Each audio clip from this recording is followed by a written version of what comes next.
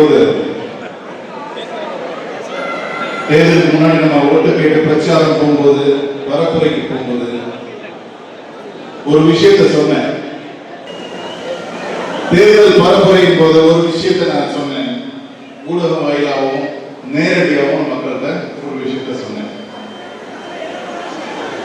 இன்னைக்கு நம்மள இப்படி ஒரு மிகப்பெரிய வெற்றியை கொடுத்த மக்கள்கிட்ட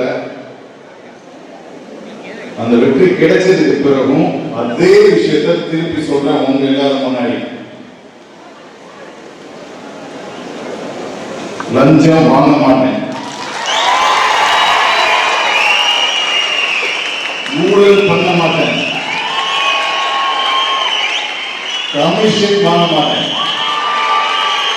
உங்களுக்காக ஒவ்வொரு நாளும், ஒவ்வொரு நிமிஷமும், ஒவ்வொரு நொடியும் நான் மட்டும் இல்ல, எங்க தமிழக வெற்றிகளும் நிர்வாகிகள், தமிழக முதலமைச்சர் எல்லாரும் உங்களுக்காக ஒவ்வொரு நாளும் உழைக்க போறோம். ஆல்ரெடி உழைக்க ஸ்டார்ட் பண்ணிட்டேன்.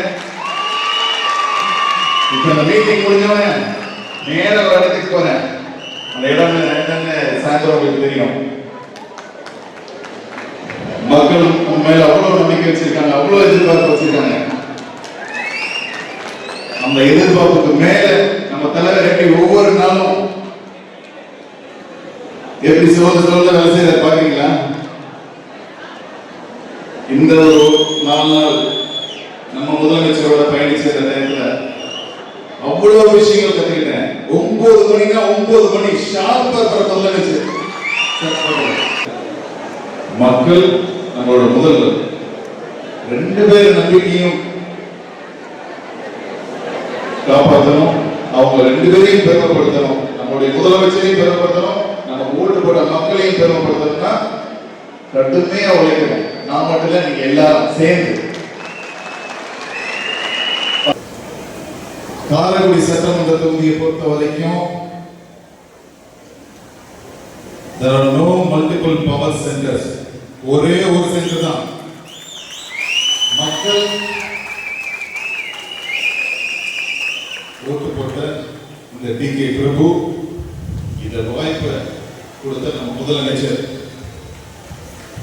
அப்படின்னு சந்தோஷப்படுறதெல்லாம் சரிதான். ஆனா நமக்கு இவ்வளவு பெரிய பதவி கிடைச்சிருக்கு. அந்த பதவி உள்ளவர் எனக்கு ரொம்ப க்ளோஸ், எனக்கு ரொம்ப ஃப்ரெண்டு அப்படின்லாம் நினைச்சு